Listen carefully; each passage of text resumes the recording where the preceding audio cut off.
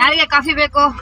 10 ರೂಪಾಯಿ 10 ರೂಪಾಯಿ ಪೆಟ್ರೋಲ್ ಕಾಸು 10 ರೂಪಾಯಿ. ಕೆಟ್ಟೋಗಿದೆಯಲ್ಲ ಎಷ್ಟು ಅಪ್ರ ಅಲ್ತಾ ಪೋಯಿ ಕೆಟ್ಟೋಗಿದೆ ಅಂತ ತಿನ್ಕ ಒಂದು ಕಡುಪು ಸರಿಗ ಹಾಕ್ಬೋದ ಅಂತ ಅಂದಾರೆ. ಏನು ಗೊತ್ತಾಯ್ತಲ್ಲ ನೀನು ನೋಡಕ್ಕ ಕೆಟ್ಟಾಗೈತೆ ಏನು ಕರ್ಕೊಂಡು ತಗೊಂಡಿದ್ದಾವೆ.